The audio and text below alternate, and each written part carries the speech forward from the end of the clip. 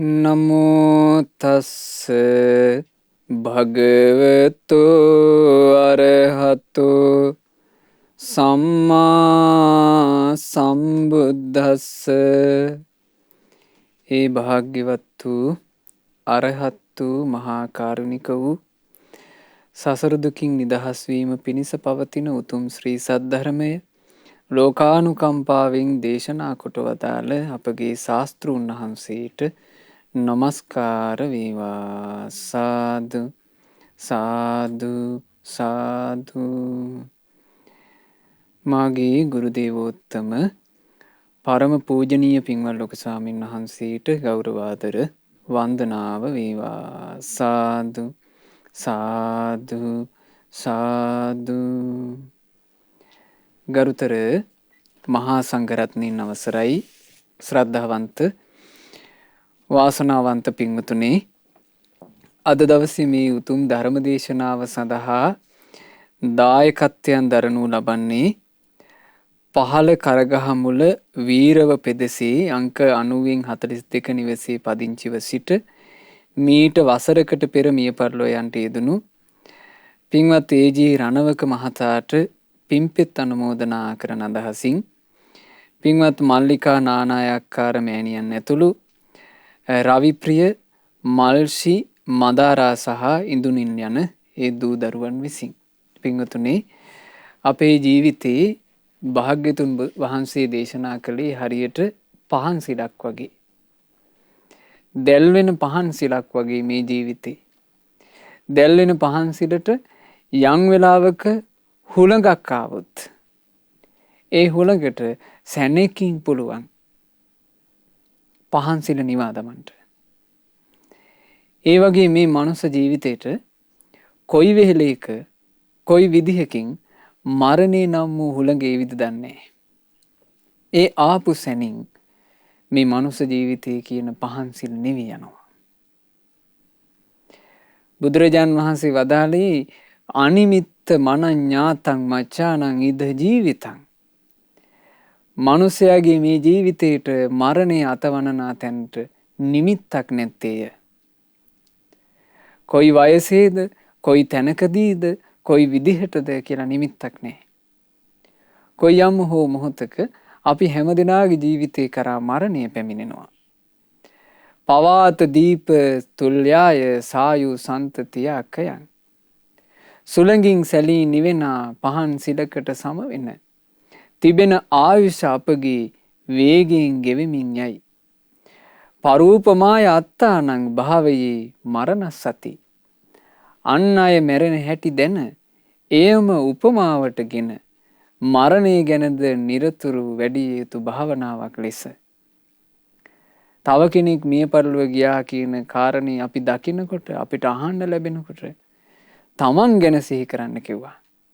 තමන් ගැන සිහි කරලා මරණයට පත්වීමට පෙර මරණය නම් වූ ඒ බිහිසුණු සුළඟ තමන්ගේ ජීවිතේ ස්පර්ශ කිරීමට පෙර අපි අප්‍රමාදීව අපේ ජීවිතයට කරගත යුත්තේ කුමක්ද? ආන් ඒ ගැන අද මේ දේශනාවේදී ඔබට අහන්න ලැබෙනවා. ඊටාම ලස්සන ධර්මයක්.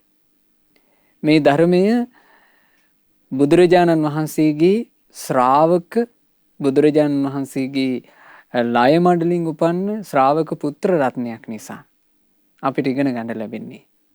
ඒ තමයි උත්තර මහරහතන් වහන්සේ. උත්තර මහරහතන් වහන්සේගේ ජීවිතේ උන්වහන්සේට සිද්ධ වෙච්චි ඒ සිදුවීම් මාලාව අපිට අපේ ජීවිතේ ගොඩාක් දේවල් ඉගෙන ගන්නට හේතු වෙනවා. මේ ජීවිතය ගැන ඉගෙන ගන්න පෙර අපි මෙන්න මේ ගාථාව ගැන කතා කරනවා. බලන්න මේ ගාථාව. සහේතුකා පච්චිමිකාපි සත්තා පාපං සක්කොන්ති ජහාතු මේවං අනිච්චමානේහි ජනේහි දුක්ඛං ආරාව පාපං පරිවජ්ජනීයං. මොකක්ද එහි අර්ථය? නිවන පිණිස හේතු සම්පත් සහිත වූ මහා පින්වන්ත සත්වයෝ පවා මේ ජීවිතේ නිවන් දකින්නට හේතු සම්පත් ඇති. මහා පින්වන්තයෝ පවා මේ නිවන් දකින අවසන් ආත්ම භාවයේදීත් තමා කළා වූ පාපයේ ඉක්මා යාමට නොහැකිව දුක් විඳේය. තමන් සංසාරේ කරපු පව දිරව ගන්න බැරුව මේ සංසාරයෙන් නිදහස් වෙන ආත්ම භාවයේත් මහා පින්වන්තයෝ දුක් විඳ කියනවා. ඒ නිසා මෙය සිහි කරනා නුවණැත්තෝ මේ සංසාරේ දුක් විඳිනු අකමැති නම් සසරේ දුකට කැමති නැත්තම් ආරාව පාපං පව දුරු කළ යුත්තේය. පරිවර්ජනීයං පාපේ කියන දේ අත්හල යුත්තේය. ඔන්නේ ගාථාවේ අර්ථය. ඇයි එහෙම ගාථාවක් වදාළේ භාග්‍යතුන් වහන්සේ? මේ පාපේ තියෙන බිහිසුණු බව ශාස්ත්‍රුන් වහන්සේ මනාව දන්නා නිසා. බුදුරජාණන් වහන්සේ දේශනා කළා මහණෙනි මේ පාපය කියන එක අත්හරින්න. සක්කා භික්ඛවේ මහණෙනි පාපය අත්හරින්න පුළුවන්. පාපය අත්හරින්න බැරි නම් කවදාවත් ශාස්ත්‍රුන් වහන්සේ ඔබට පව අත්හරින්න කියලා කියන්නේ නැහැ කිව්වා. ඇයි මහණෙනි ශාස්ත්‍රුන් වහන්සේ පාපය අත්හරින්න කියලා ඔබට කියන්නේ? පව් කිරීම තුලින් දුක් උපදිනවා. දුක උපදින්නේ. දුක තමයි පව කිරීමේ ඵලය. ඒ නිසා මහණෙනි පව නම් අත්හරින්න කිව්වා. සිත කය වචනෙන් පව් කරගන්න එපා කිව්වා. පවක් කිරීම නිසා අංශු මාත්‍ර හරි සැපක් ලැබෙනවා නම් ශාස්ත්‍රුන් වහන්සේ කවදාවත් පව් කරන්න එපා කියලා කියන්නේ කිව්වා. ඇයි පාපය අත්හරින්න කියන්නේ? පව් කිරීමෙන් ඒකාන්තයෙන් දුකම ලැබෙන නිසා. බලන්න මේ බව හොඳට තේරෙනවා. මේ මහා පින්වන්තයෙක් ඇත්තටම සංසාර ගමනේ මහා පිම්පිරු කෙනෙක්. නමුත් ඒ පිම්පුරාගෙන ඉන්න ජීවිතේ වැරදුනා. ඒ නිසා උත්තර මහරහතන් වහන්සේගේ ජීවිතය ගැන ඉගෙන ගන්නකොට අපිට පව ගැනත් ඉගෙන ගන්න ලැබෙනවා, පින ගැනත් ඉගෙන ගන්න ලැබෙනවා. ඒ ජීවිතේ පටන් ගන්නෙ මෙන්න මේ විදිහට. අතීතයේ ඊටාම ඈත අතීත සසරේ ඔහු මහා විද්‍යාධරයෙක් වෙලා හිටියා. විද්‍යාධරයෙක් කියලා කිව්වේ මේ භාවනාව තුලින් හිත දියුණු කරගෙන අහසින් ගමන් කරන්න පුළුවන් කෙනෙක්. ඔහුට අහස් ගමන් තිබුණා. මේ අහස් ගමනකින් දවසක් යනකොට ඔහුට දකින්න ලැබෙනවා සුමේධ කියන අරහත් සම්මා සම්බුදුරජාණන් වහන්සේ එක්තරා වන පියසක මේ පුංචි ගල්ලෙනක හුදෙකලාවේ භාවනාවෙන් වැඩ ඉන්නවා.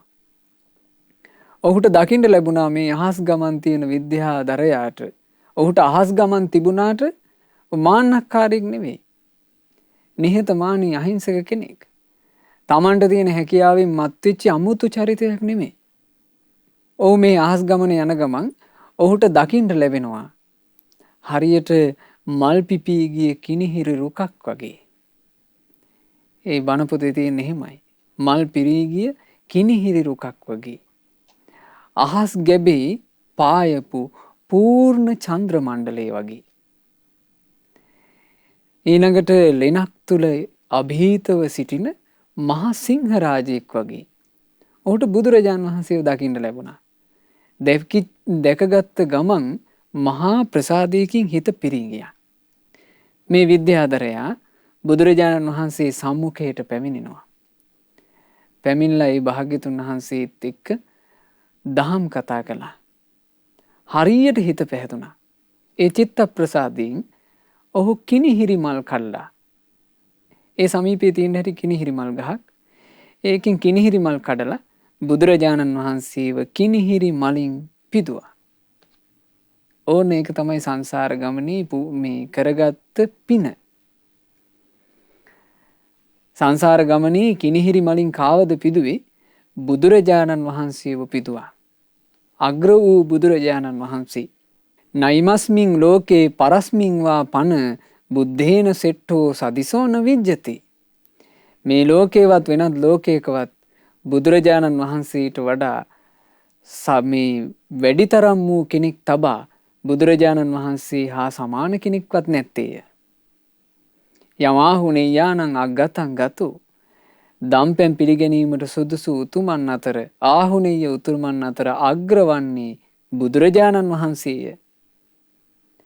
ඒ බඳු අග්‍ර වූ බුදුරජාණන් වහන්සේට පුඤ්ඤත්තිකානං විපුල ඵලේසිනා පින් කැමැත්තෙන් යමෙක් පුද පූජා කරනවා නම් ඔහුට විපුල ඵල මහත් ඵල ලැබෙන්නේය. ආන්ගේ විපුල ඵල මහත් ඵල ලබා දෙන සුමේද බුදුරජාණන් වහන්සේව තමයි පිදුවේ. කිනිහිරි මලින් පිදුවා. ඒ කිනිහිරි මල් පූජාවේ පින ගැන අපදානයේදී මේන්න මෙහෙම වර්ණනා කරනවා. ඒ රහතන් වහන්සේ ඒ අතීතයේ කරගත්ත පින වර්ණනා කරද්දී ගාථා රාශියක් වදාලා මම එයින් ඔබට ගාථා කීපයක් කියලා දෙනවා.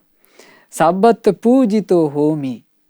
මම මේ සංසාර ගමනේ එනකොට උපදින ආත්ම භාවවල හැම තැනම පිදුම් ලබන කෙනෙක් බවට පත් වුණා. යසෝ අජ්ජුක් ගතෝ මං යසසින් අග්‍ර වුණා. මහේ සක්කෝ සදා හෝමි.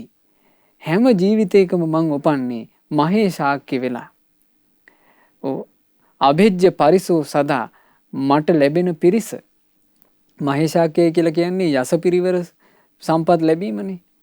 ඔහුට ලැබෙන පිරිස කවදාවත් බිඳවන්න බෑ කියනවා. ඥාතීනං උත්තමෝ හෝමි. මං හැම කල්හිම ඥාති පිරිවර අතරේ උතුම් කෙනෙක් වුණා. බුද්ධ පූජා ඉදම් පලං. මේන්න මේවා තමයි බුදුරජුන් පිදීමෙන් මා ලැබූ ඵල. සීතං උන්හං න ජානාමි පරිලාහෝන විජ්ජති. මට සීතලෙන් වේවා උණුහුමෙන් වේවා මේ මගේ සිරුරට පීඩා හටගන්නේ නෑ. හරි පුදුමයි රැස් කරන පිනක ස්වභාවය. සීතලින් පීඩා වෙන ජීවිත ඔහුට ලැබෙන්නේ.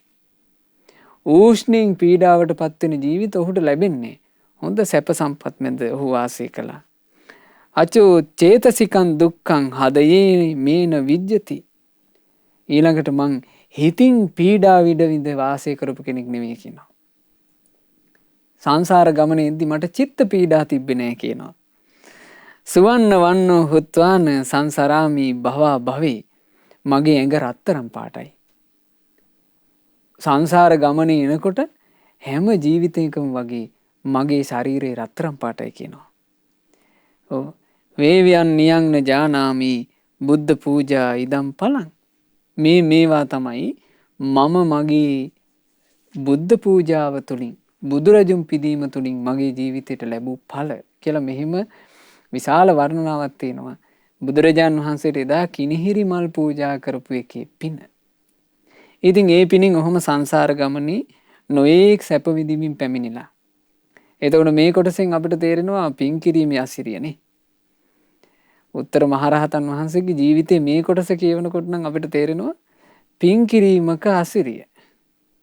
ඉතින් ඔහොම පින් රැස් කරගෙන පැමිණිලා මේ ජීවිතේ ඒ කිව්වේ ගෞතම අරහත් සම්මා සම්බුදුරජාණන් වහන්සේ පහළ වුණ මේ කාලේ උපන්න රජගහ නුවර. ඔහුගේ නම උත්තර.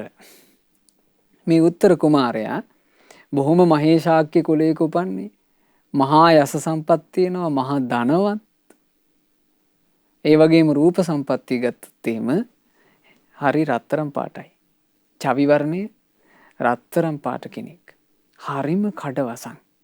හරිම දක්ෂයෙක්. ඒ වගේම හරිම ඥානවන්තයෙක්. ඇයි හරිම ඥානවන්තයෙක් කියලා මම කියන්නේ තරුණ වයසට එනකොටම අවුරුදු 15 16 කාලේ ඉඳලා නිතර ඇසුරු කරන්න පටන් ගත්තා ප්‍රඥාවෙන් අගපත් වූ ශ්‍රාවක රත්නය අපගේ සාරිපුත්ත මහරහතන් වහන්සේ. සාරිපුත්ත මහරහතන් වහන්සේට ආදරින් සෙනෙහසින් ගෞරවයෙන් අප උපස්ථාන කර කර සාරිපුත්ත මහරහතන් වහන්සේ නිතර ඇසුරු කරපු කෙනෙක් මේ උත්තර තරුණයා. උත්තර තරුණයා නිතරම සාරිපුත්ත මහරහතන් වහන්සේ ඇසුරු කරනකොට ධර්මය අහනකොට ඔහුට ගිහි ජීවිතයට තියෙන ආසාව නැතුව ගියා. පැවිද්දට ආස හිතුණා.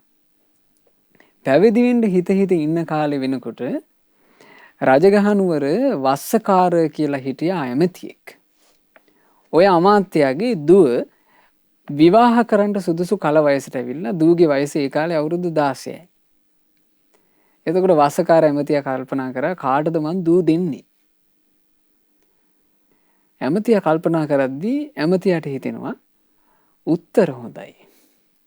උත්තර කුමාරයා හරි දක්ෂයා. හොඳ උපායශීලීව කටයුතු කරන්න පුළුවන් කෙනා. හරි ධනවතා. ඒ වගේම මගේ දූටම ගැලපෙන කඩවසන් තරුණයා කියලා ඔන්න තෝරගත්තා. උත්තර තරුණයව දැන් මේ තීරණය කළේ පින්වතුනි මේ රජගහනුවර ඒ මගධ රාජධානියේ හිටපු ප්‍රධාන ඇමතියෙක්. මේ ඇමතියා යෝජනාවක් කරනවා උත්තර තරුණයාට තරුණය ඔබ මගේ දුවව විවාහ කරගන්නට. මේ තරුණයා එක වචනෙට මේක ප්‍රතික්ෂේප කළා. මට බෑ ඔබේ දුව විවාහ කරගන්න. එතකොට ඒක ටිකක් දරුණු දෙයක් බවට පත් වුණා. මොකද ප්‍රධාන ඇමතියෙක්ගේ යෝජනාවක් ප්‍රතික්ෂේප වුණේ. ඔය අමාත්‍යවරු කියලා කියන්නේ මහා මාන්නක්කාරනේ. බලයෙන් මත් වෙලානේ. ඇමතියා වෛර බැඳගත්තා. ඔබ මගේ යෝජනාව ප්‍රතික්ෂේප කළා. මේ රාජ්‍යයේ ඉන්න ප්‍රධාන ඇමතියෙක් කරන යෝජනාව ඔබ ප්‍රතික්ෂේප කළා කියලා වෛර බැඳගත්තා. දැන් හිත ඇතුලේ වාසකාර ඇමතියා වෛරයෙන් තෙරපෙනවා.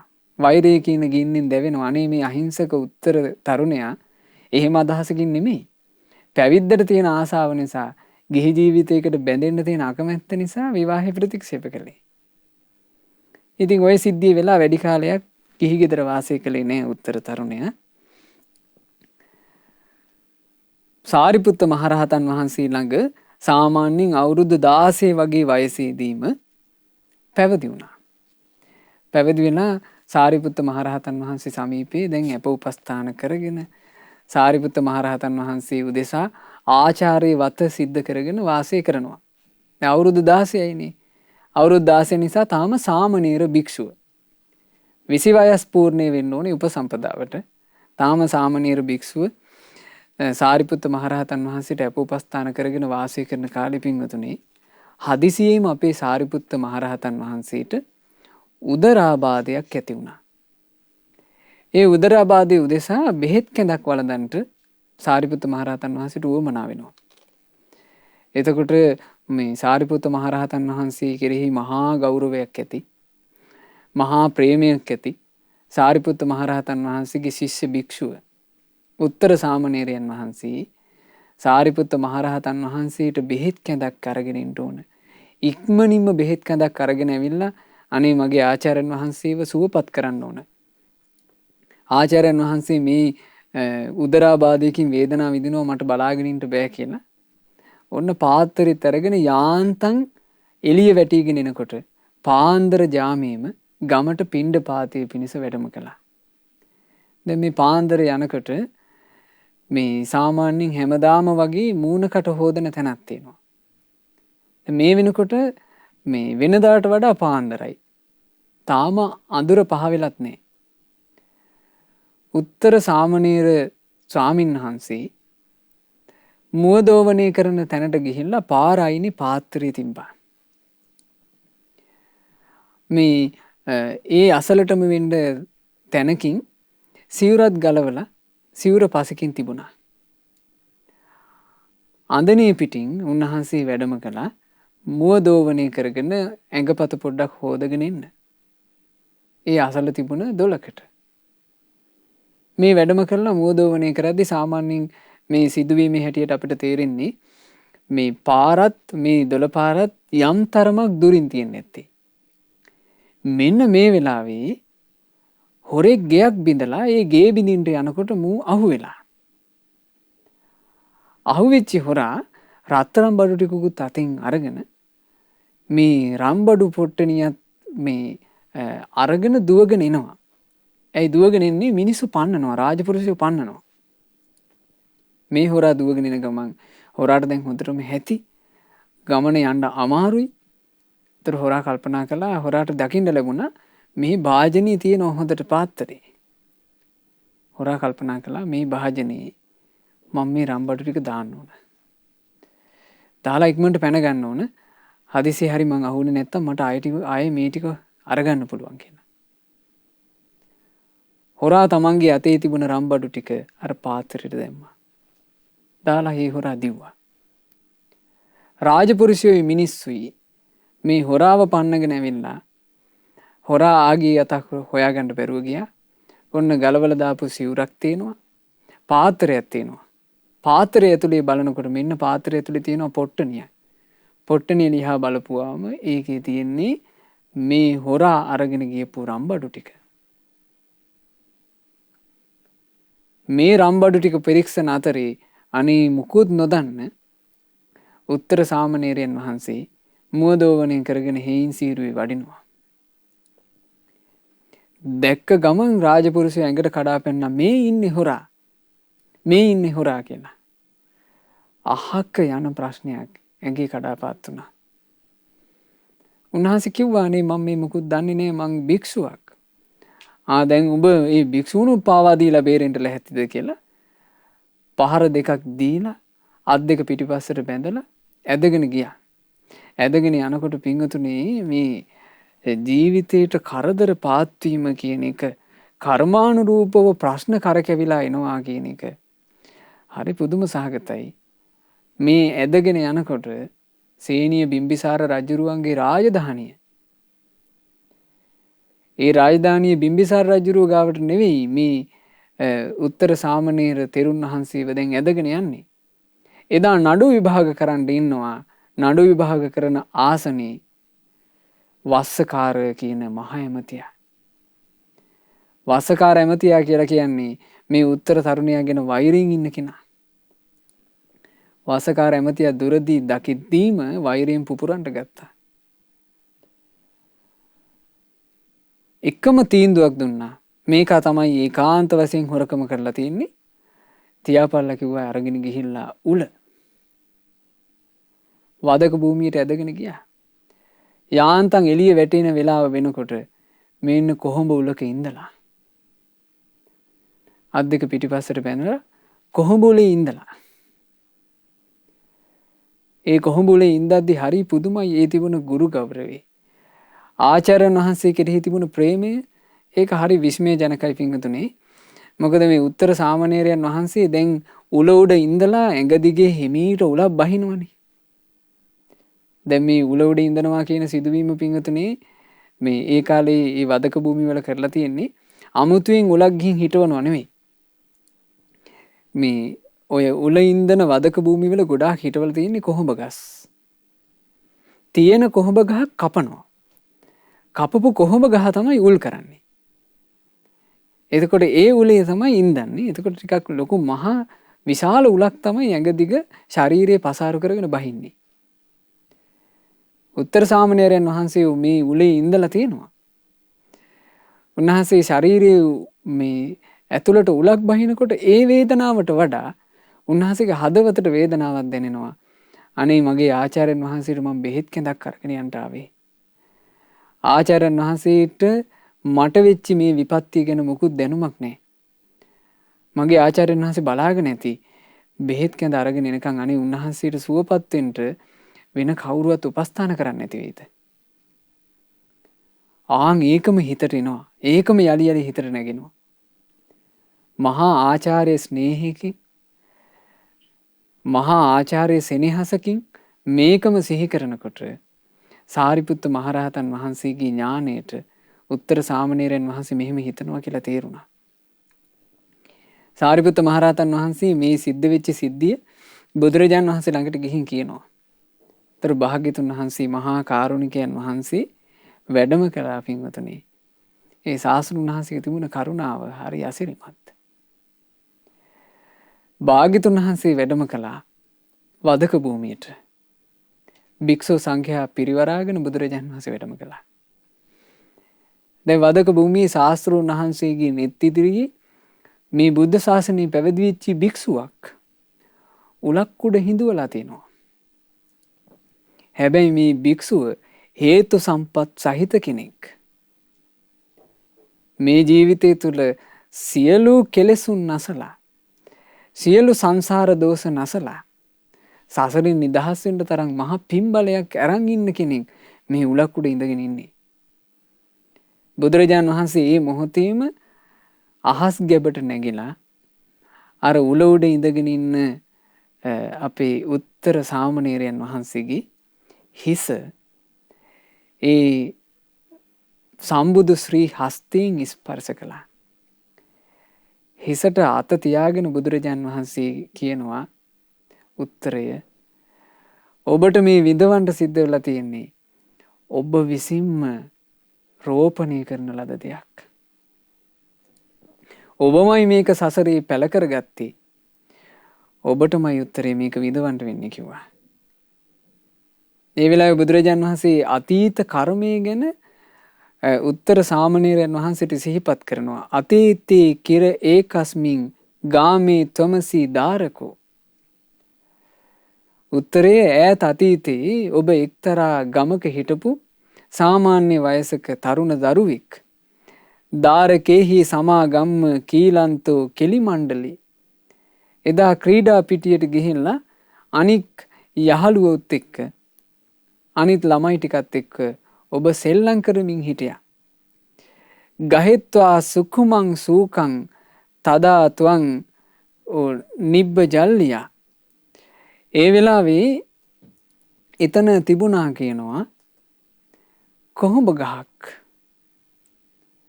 මේ කොහොඹ ගහින් උල්ලු කටුවක් අරගෙන. ඉතින් මේකේ තියෙන්න තියන් උල්ලු එක ඒක අරගෙන ඔබ උත්තා තේසන් තත්ත සූලී ජීවමානක මක්ඛියන්. ඔබ ඒ උලින් ජීවත් වෙන මැස්සෙකුට මේ ශරීරයේ විනිවිද යන්න එන්න කියනවා. සාමාන්‍යයෙන් මේ ටිකක් ශරීර ප්‍රමාණයෙන් ලොකු මැස්සෙක් වෙන්නේ නැති ඒ මැස්සාට මේ පුංචි දරුවා අර උලෙන් එන්න. ආන රැස් කරගත්ත කර්මය. නෙලාගත්ත මේ තමන් පැල කරපු දේ. යා දිසං වපතේ බීජං. දේශනාවේ කියවෙන්නේ එහෙමනේ. යමක්ද වපුරාගන්නේ. තාදිසං හරති ඵලං. වපුරාගත් දෙයට අනුව තමයි ඵල නෙලන්න සිද්ධ වෙන්නේ. කල්යාණකාරී කල්යාණං. හොඳ වපුරාගත්තොත් හොඳ නෙලිය හැක්කේය. පාපකාරීච පාපකං. පවිටූ දෙයක් වපුරාගත්තොත් නෙලන්නට සිදුවන්නේ පාපයයි. හරි පුදුමයි මේ සංසාර ගමන පින්වතුනි. මෙහෙම සසරකින්නේ බුදුරජාණන් වහන්සේ අපිට නිදහස් වෙන්න කියලා වදාළේ. මෙහෙම සසරකින් බුදුරජාණන් වහන්සේ නිදහස් වෙන්න කියලා වදාළේ කොච්චර මහා කරුණිකද. ඇයි මේ නොදරුවෙක් මහා ලොකු දැනුමක් තියෙන කෙනෙක් නෙමෙයි. සෙල්ලමට යාළුවොත් එක්ක සෙල්ලම් කර කර ඉද්දී අර වන පිටින් හිටපු මැස්සෙකුට මේ කටුවකින් එනලා. ඉතින් මේ මැස්සා එදා බලවත් වේදනාව විඳවන්න ඇති. බලන්න මේ ජීවිතේට ඊළඟට තව එකක් කරගෙන තියෙනවා. අපරම්පිතේ පාප කම්මං පවක්ඛාමි සුනෝ හිමේ. ඊළඟට උත්තරය ඔබ කරගත්ත ඊළඟ පාප කර්මයන් මං කියනවා හොඳට අහන්න. ඕව දන්තින් හිතේන ත්වං අතීතේ සකමාතරං. ඔබේ හිත කැමති ඒ අතීත අම්මා ඔබට ආදරෙන් අවවාදයක් කළා.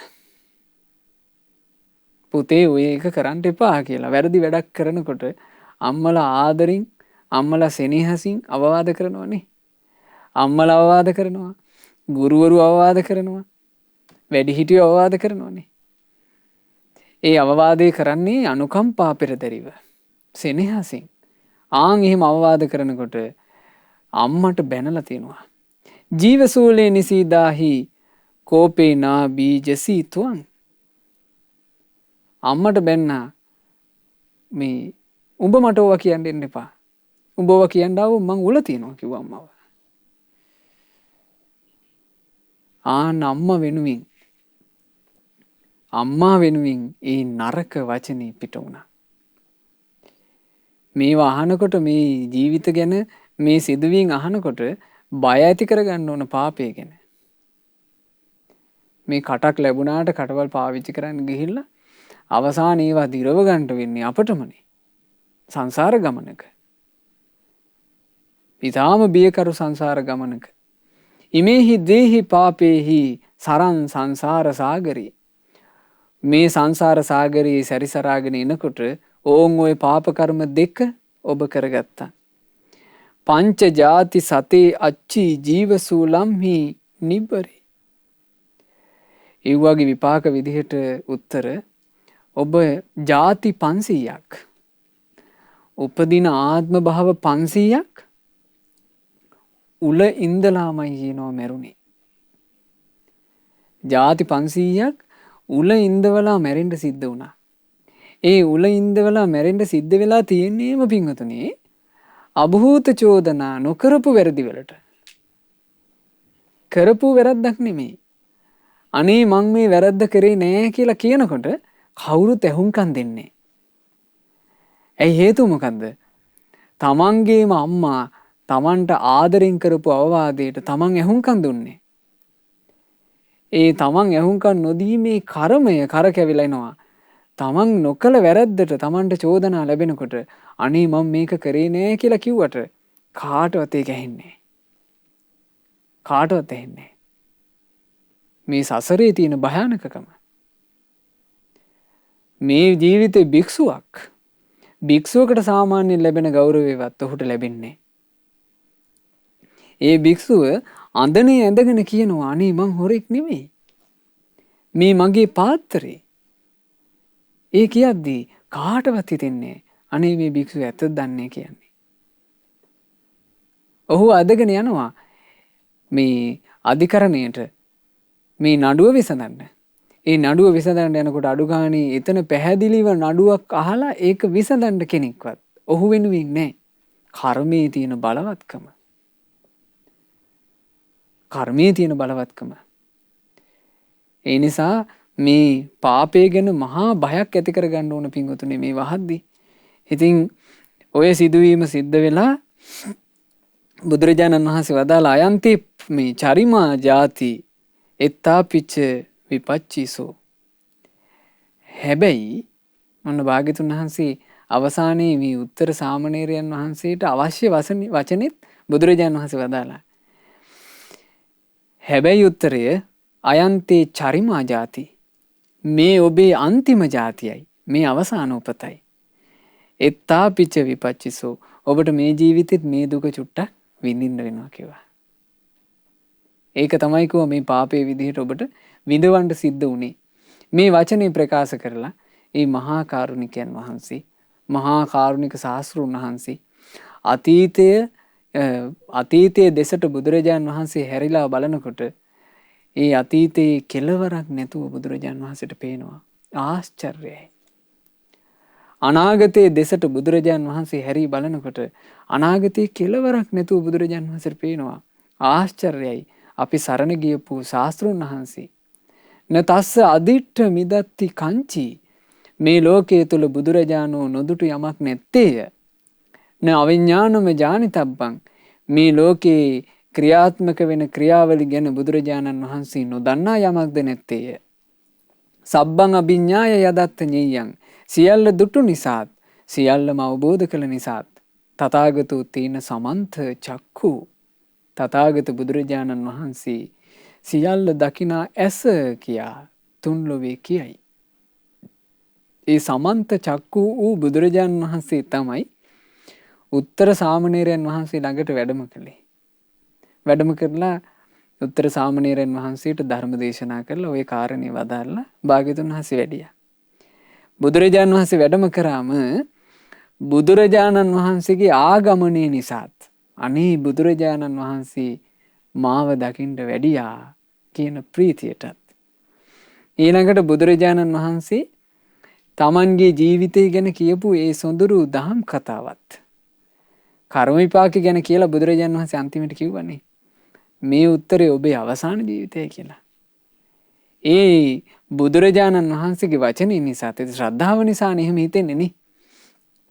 ශ්‍රද්ධාව තියෙන කෙනාට මහා ප්‍රසාදයක් උපදිනවා. බුදුරජාණන් වහන්සේ යම් වචනයක් වදාලා නම් ඒක සත්‍යයි.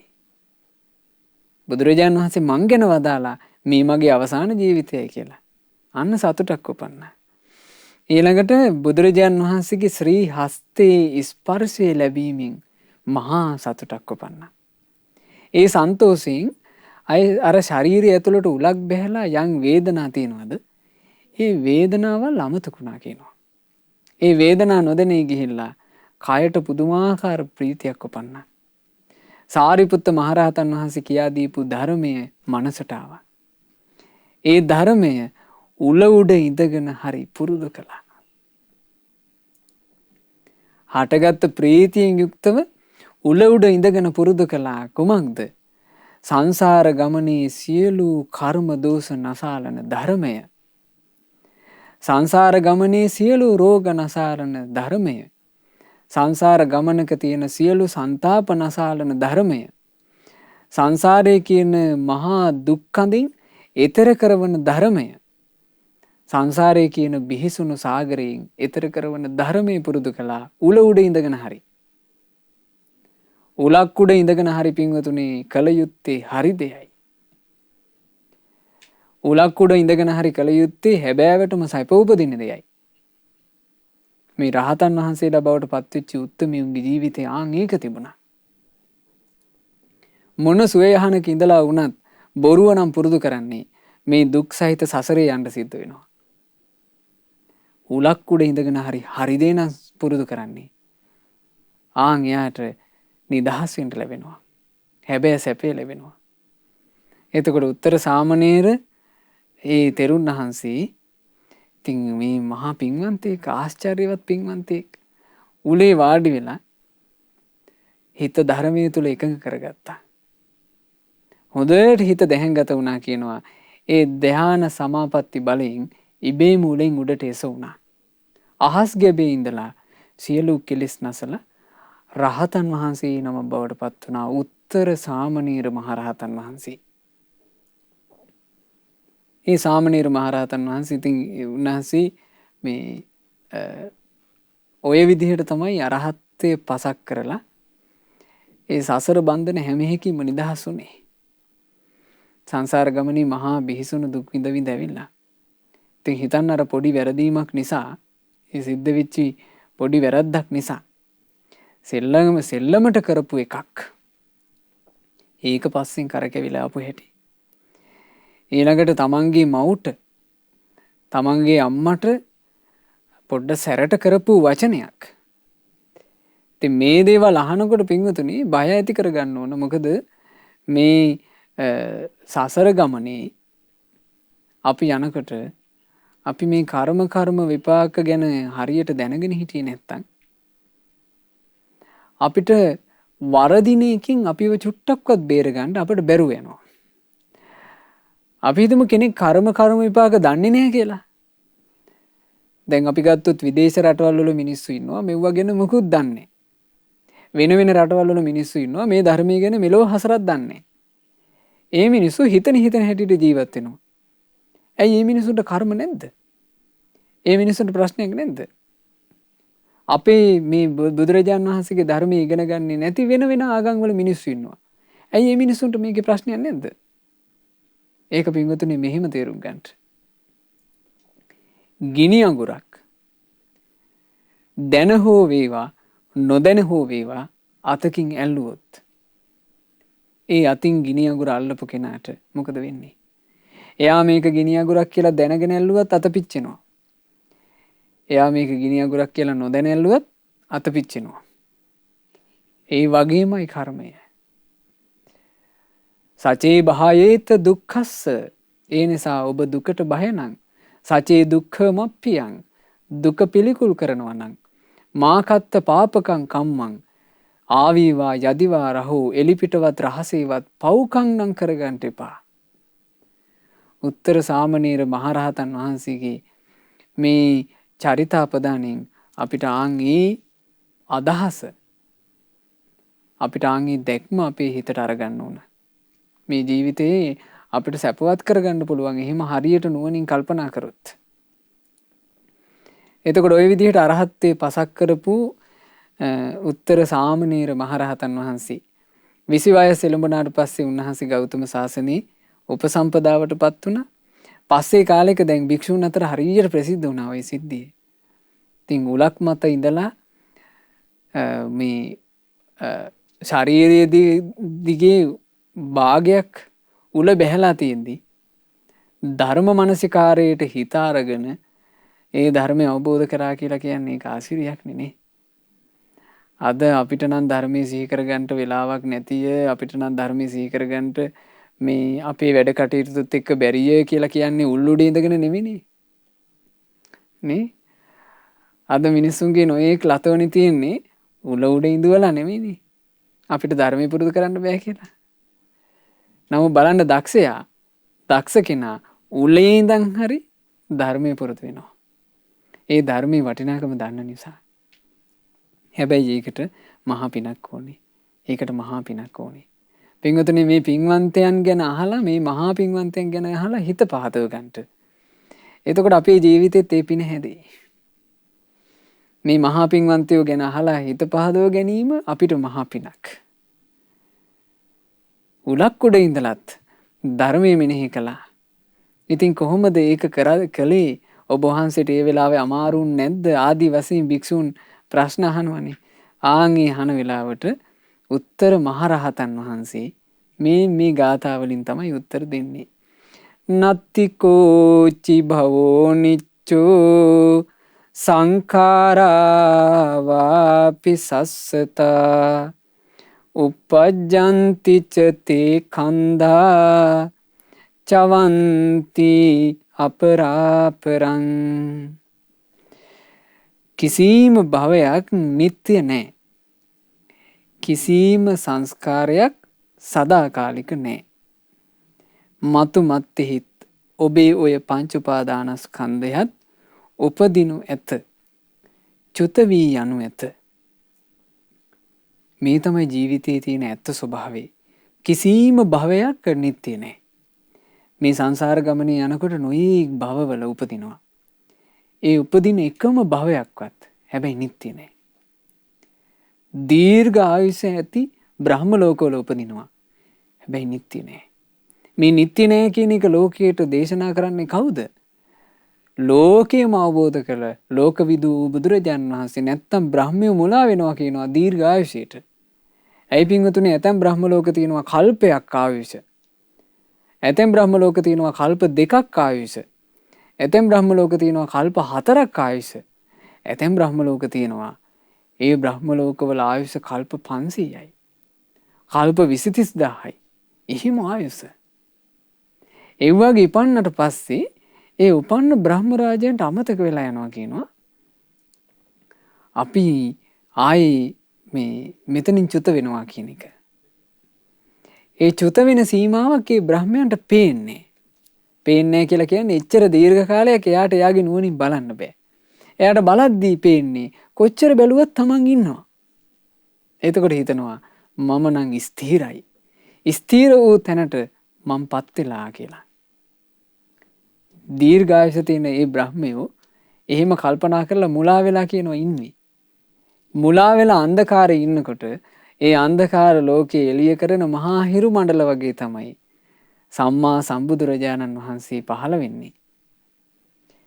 ඒ බුදුරජාණන් වහන්සේ පහළ වුණාට පස්සේ සිංහ රාජයෙක් සිංහනාද කරනවා වගේ බුදුරජාණන් වහන්සේ ලෝකයේ ගැන ධර්මයේ කියනවා මේ ලෝකේ සබ්බේ සංඛාරා අනිච්චා. සියලු සංස්කාර හටගත්ත හැමදේම අනිත්‍යයි. සබ්බේ සංඛාරා දුක්ඛා. හටගත්ත හැමදේම දුකයි. සබ්බේ ධම්මා අනාත්තා. මේ හටගත්ත කිසි දෙයක් තමන්ගේ වසඟේ පවත්වන්න බෑ. හැමදේම අනාත්මයි කියලා ධර්ම දේශනා කරනවා. ඒ ධර්ම දේශනා අහනකොට නුවණ මද බ්‍රහ්මයෝ හිම කම්පාවටපත් වෙනවා කියනවනේ. සලිත වෙලා යනවා කියනවා. එතකොට උත්තර මහරහතන් වහන්සේ මේ වදාරන ධර්මය මේ ලෝකයට වදාළේ කවුද? ශාස්ත්‍රුන් වහන්සේ. කිසිම භවයක් නිත්‍ය නැහැ. කිසිම සංස්කාරයක් සදාකාලික නැහැ. මතු මත්තෙහි ඔබේ ඔය පංච උපාදානස්කන්ධය උපදිනු ඇත. චුත වී යනු ඇත. ඉතින් ඕක තමයි සසර ගමනේ සිද්ධ වෙන්නේ. ඒතමා දීන වඤ්ඤත්වා භවේනම් හි අනත්තිකෝ නිසටෝ සබ්බකාමීහි පත්තෝ මේ ආසවක්ඛයෝ. මේ ආදීනවය මං අවබෝධ කරගත්තා. භවයකට අයිති කිසිම දෙයක් මට නම් වැඩක් නැහැ. මං සියලු කාමයන්ගෙමුත් වෙන් වුණා. ආසවක්ඛය ඥානේ නම් වූ අරහත්ත්වේ ලබා ගන්නට මටත් පුළුවන් වුණා. ওই ස්වභාවය සංසාර ගමනේ ඉපදී යන්ට වෙන ස්වභාවය යලි යලිත් පංච උපාදානස්කන්ධය හැදෙන ස්වභාවය උන්වහන්සේ අවබෝධ කරගත්තා. භවයකට අයිති කිසිම දෙයක් උන්වහන්සේගේ ජීවිතයේ ආයි වැඩක් නෑ කියනවා. සියලු කාමයන්ගෙන් වෙන්විච්චි ඒ උතුම් රහතන් වහන්සේ ආසවක්ඛය ඥානේ නම් වූ උතුම් අරහත්ත්වය ලබා ගන්නට සමත් වුණා. ඒ තමයි අපේ උත්තර මහරහතන් වහන්සේ. ඒ රහතන් වහන්සේලා මේ ගාථාවලින් මේ විදිහට ධර්මයේ වදාළේ. ඒ කාලේ භික්ෂුන්ට මේ කාරණා විවෘතව කතා කළේ හේතු සම්පත් සහිත භික්ෂු සංඝයා ඒ සංඝ පිරිස හිටපු නිසා. ඉතින් මේ ජීවිත කතාව අහලා කී දෙනෙක් වීරිය ඇති කරගෙන සසරින් නිදහස් වෙන්න ඇද්ද? මේ ගාථා අහලා කී දෙනෙක් සසර දුකින් නිදහස් වෙන්න ඇතිද? මෙච්චර කාලයක් අවුරුදු 2000 ගාණක් පින්වතුනි සංගීතකාරක මහරහතන් වහන්සේලා ආරක්ෂා කරගෙන ආපු මේ ධර්ම වලින් කී දෙනෙක් නම් ධර්ම අවබෝධ කරගන්න ඇතිද? අපිට අඩු ගානේ මේ ධර්මයකින් දක්ෂතාවයක් තියෙන්න ඕන. හිත පහදවාගෙන පිනක් පුරන්ට හරි. ඒ නිසා අපිට මේ ගාථා වදාළේ උත්තර නම් වූ ඒ උතුම් මහරහතන් වහන්සේ ඒ උත්තර මහරහතන් වහන්සේට අපගේ নমස්කාරය වේවා. සාදු සාදු සාදු.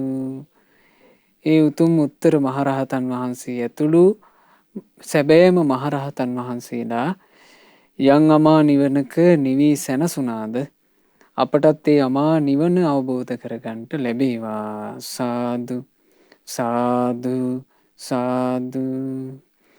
රැස් කළා වූ සියලු පුණ්‍ය ධර්මයෝ සියලු දෙවියෝ අනුමෝදන් වෙත්වා. සක් දෙවිඳුන් සතරවරන් දෙවිවරුන් සෙම්පති දෙවිවරුන් ප්‍රධාන සියලු දෙවිවරුත් අපගේ ඉෂ්ඨකාමී සියලු දෙවිවරුත් මේ සියලු පින් අනුමෝදන්ව දිව්‍ය ආශීර්වාදයෙන් වැඩෙත්වා. දෙවියන්ගේ ආශිර්වාදය රැකවරණේ උපකාරය අපට සලසත්වා. දෙවියෝද සංසාර දුකින් අත මිදෙත්වා. සාදු සාදු සාදු. ගුරු දේවෝත්තම කල්යාණ මිත්‍ර පරම පූජනීය පින්වත් ලොකු ස්වාමීන් වහන්සේට මේ සියලු පින් අනුමෝදන් වෙත්වා. පින්වත් ලොකු ස්වාමීන් වහන්සේ නිදුක්ව නිරෝගීව දීර්ඝායුෂ ලබත්වා. මේ ගෞතම බුදු සසුන තුලම උතුම් වූ චතුරාර්ය සත්‍ය ධර්මය පරිපූර්ණ වශයෙන්ම අවබෝධ කරගන්නට ලැබෙත්වා. සාදු සාදු සාදු.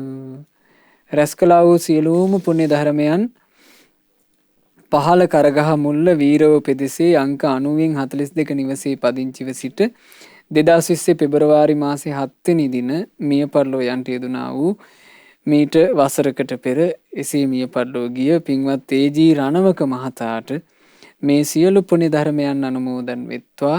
අද දායකත්වයේ දරන පින්වතුන් හැමදෙනාගේ නමින් මිය ගිය ඥාතීන්ට පින් අනුමෝදන්ව ඥාතින්ගේ පරලෝ ජීවිත ඒකාන්ත වශයෙන්ම සැපයට පත්වෙත්වා. සාදු සාදු සාදු.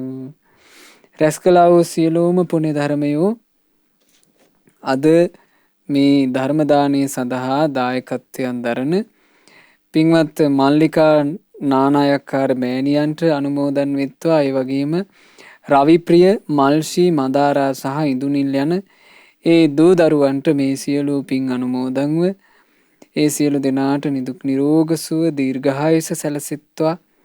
තමන්ගේ ජීවිතේ කරන කියන රැකී රක්ෂා ආදී අධ්‍යාපන කටයුතු ආදී ਸਰව ප්‍රකාරයෙන්ම සඵල වෙත්වා සාර්ථක වෙත්වා. කිසි කරදරයකින් බාධාවකින් තොරව තවදුරටත් ජීවිතේ සුවසේ පින් කරගන්නට සුවසේම ධර්මයේ හැසිරෙන්න ලැබෙත්වා. මේ ගෞතම සාසනය තුලම චතුරාර්ය සත්‍ය ධර්මය අවබෝධ කරගන්නට අද මේ ධර්ම දානමය පින්කමත් ඒකාන්ත වශයෙන් හේතු වාසනා වෙත්වා. සාදු සාදු සාදු. ශ්‍රද්ධා මාසික ධර්ම දාන සමාජිකවන්ටත් ශ්‍රද්ධා කාර්ය මණ්ඩලයේ සියලු දෙනාටත් සුපින්වත් ඔබ සෑම සියලු දෙනාටත් මේ සියලු පුණ්‍ය ධර්මයන් අනුමෝදන්ව සියලු දෙනාට සියලු යහපත සැලසේවා. නිදුක් නිරෝගී සුව දීර්ඝායුෂ සැලසේවා. මේ ගෞතම සාසනය තුල සුවසේ ධර්මයේ හැසිරලා චතුරාර්ය සත්‍ය ධර්මය අවබෝධ කරගන්නට හැම දිනාටම වාසනාව ලැබෙත්වා. හැම දිනාටම තෙරුවන් සරණයි. නමෝ බුද්ධාය. මෙවැනි වටිනා ධර්මදේශනා ශ්‍රවණය කිරීමට ශ්‍රද්ධා ඩේලි YouTube චැනලය සබස්ක්‍රයිබ් කරන්න.